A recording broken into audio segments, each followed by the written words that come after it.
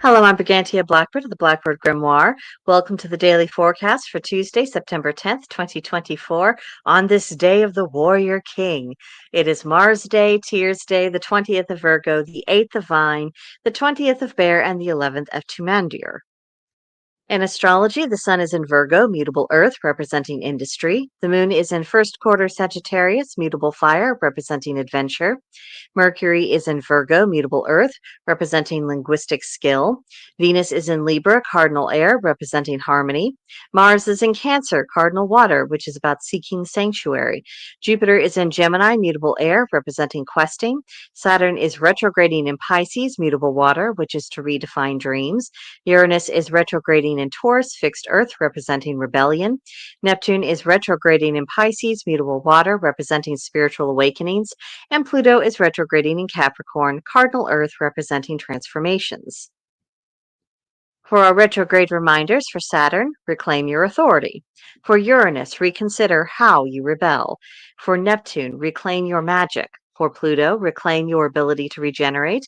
And for Chiron, restore the heroic spirit. We're still in that first quarter moon, so the impulse is to move forward. For the Sagittarius moon, do expand your horizons, do philosophize, do go outside. And the don'ts are cramped spaces, unsolicited advice, and pointless argumentation. Now, let's look a little bit closer. It is the day of Mars, and we have Mars in Cancer, and that's wanting familiarity, support, comfort, all of the nice, cozy things that make Mars in Cancer feel better about life. And then we have the Sagittarian moon that wants excitement, exploration, and more possibilities. And these energies may come into conflict for us today. So, in an effort to kind of, well, forestall that or at least minimize the impact of that conflict, it might be helpful to do just a little bit of rearranging around the house, just kind of puttering around. I mean, maybe your floral arrangements that you did for fall, maybe they're bugging you. Maybe you're looking at thinking, yeah, that's not quite right. Whatever it is, today is the day to experiment. Um, if probably not the day to do things like reorganizing the linen closet or the pantry. I don't think that would really be the adventure that the Sagittarian moon would need. Something that's a bit more creative, something that's a bit more right brained. I think that'll help kind of scratch that itch, at least as long as it isn't too severe. And, and if these energies do come into conflict and you aren't able to resolve that, well, one of the energies is going to have to win. So just act judiciously, I guess. For our tarot today, we have the King of Swords. Kings represent patriarchs, the pinnacle of masculine authority within the context of tarot. For swords, think the rational masculine, projective energy, the air element, thought. In many ways, the King of Swords, what you're looking for is if you're familiar with the Myers Briggs Traits Index, you're looking for the INTJ. If you aren't familiar with what that is, you just watch a few short videos about that. It'll give you a pretty good idea and how that kind of represents the pinnacle of the male who is ruled by thought. That'll give you a pretty good idea. I'm the female version of that. So obviously a bit more turbulent, a bit more emotional because I am female. However, that rationality, that dependence upon the left hand side of the brain, that's something that's going to be very consistent amongst people who fall within that category. And it's another way to kind of get under the skin of what the King of Swords is really representing. So the keywords for this particular card are clarity and truth, connection between man and the universe, and having a sense of command and having the ability to take action. You can see our King of Swords, as he's sitting upon a throne, he's looking down. He's got this two ravens, which, if you're thinking of Odin's ravens, that's a pretty good sense of the function that these ravens are operating in. You also see an owl standing on top of the staff, looking down on him, and there's just the sense of any moment now he's going to arrive at his decision for what he's going to do, and then he's going to immediately put that course of action into action, and it's just going to be brisk, no nonsense, no fuss, just getting the job done. That is the kind of energy this card represents. So where do we need to just, get the job done? Where do we need to simply allow ourselves to see things when we see them and not pretend that we aren't seeing them? Where do we see ourselves when we're thinking about our position within the universe and, you know, what our relationship really is. What is the state of that connection? And then, of course, also, if we are needing to take the reins today, well, we've got that King of Swords energy to encourage us along that path. Sometimes when ending up being the person in charge, it's less about having that responsibility bestowed upon you. You arrive at a decision about what's to be done. You start getting it done.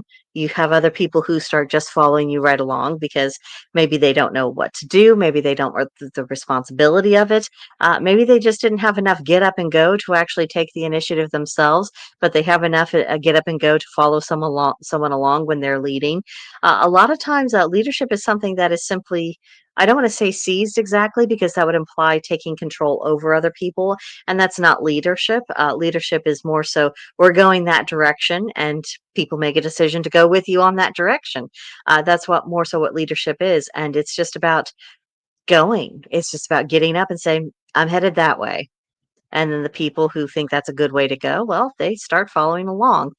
So if you are needing perhaps a little push to be a bit more proactive in your employment or any area of your life where perhaps you should be seizing the reins and saying, well, I can't wait around the rest of my life for other people to make up their minds what they're going to do. I think I know what needs to be done, and I'm just going to go do it. Consider this, not just a hint, but a pretty firm shove. A picture of very strong wind at your back, nudging you in a particular direction, and that might be a way for you to just take the encouragement and make the most of it today. Then today's Celtic triad reads three indignities of a woman: being garrulous, being querulous, and being slanderous. So some of these terms are a bit old fashioned. So for those who may not necessarily be familiar, to be garrulous is to be excessively talkative, especially about trivial matters.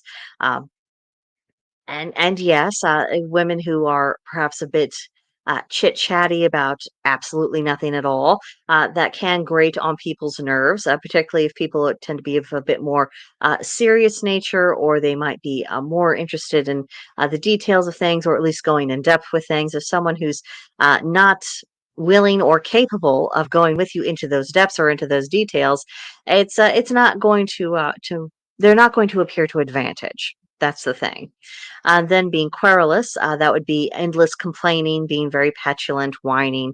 That doesn't really present a woman in a particularly good light, especially if she's complaining about things that are absolutely within her power to do something about. Not good, not good. Something to avoid to be sure. And then slanderous, the malicious and deliberate lying for the purpose of smearing reputations.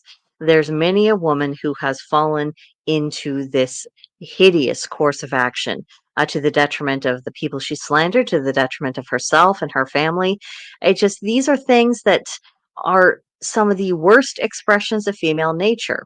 And these are things that are there's perhaps a tendency by the group for these to be errors that some women will fall into, and this is an opportunity to have a wake up call to say, okay, how am I behaving? Am I behaving at all? Am I presenting myself as someone who's actually worthy of respect, or am I behaving atrociously and then just demanding respect as if people are going to? Something that I think is worth contemplating, especially on social media, where so many people, dignity is clearly a word that is unknown to them.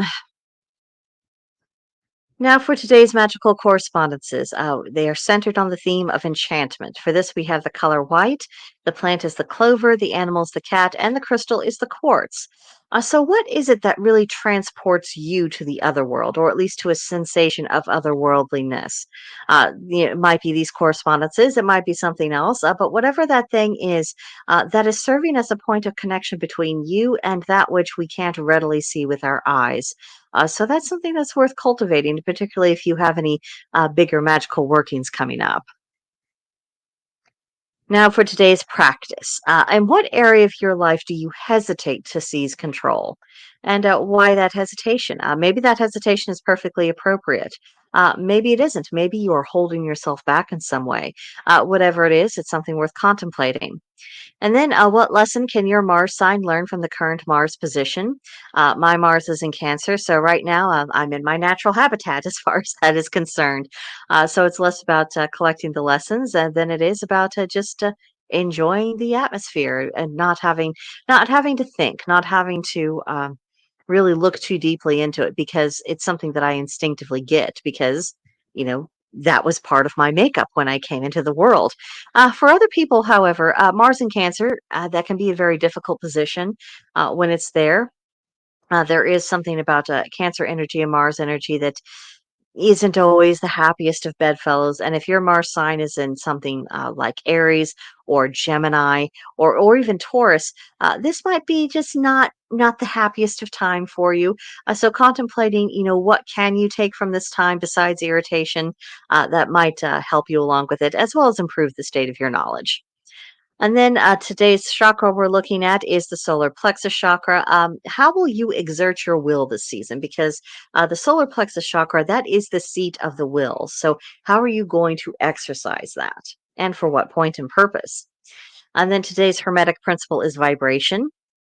Where do you see examples of same note, different octave? Because that's a way that I think is a bit easier to think of vibration.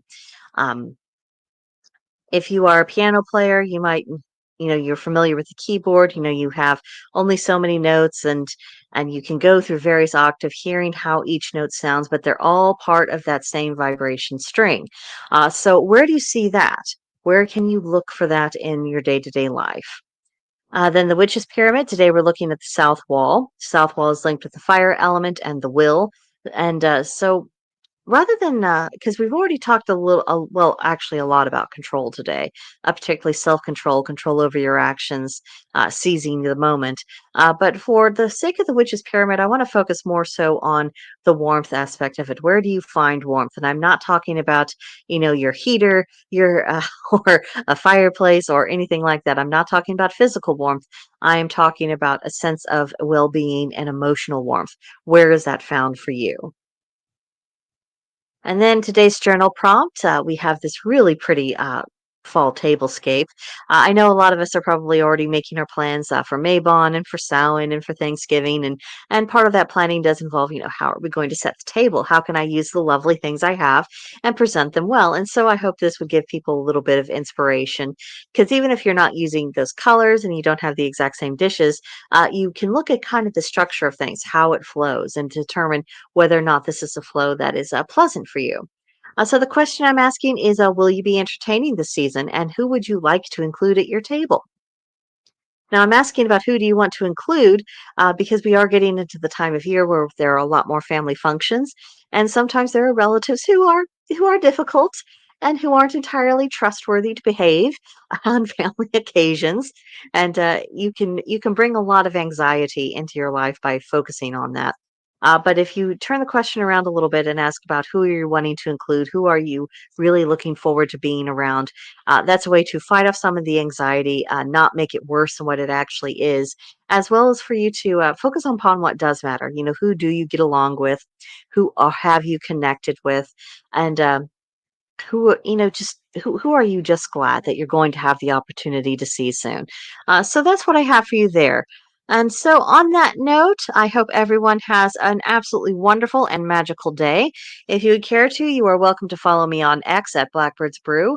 The Blackbird Grimoire channels appears on both YouTube and Rumble, and the Oak and Elder Witchery Gilded is open for you to join. There's a link for that in the description. But I think that does it for today. I will see you all tomorrow. Bye for now.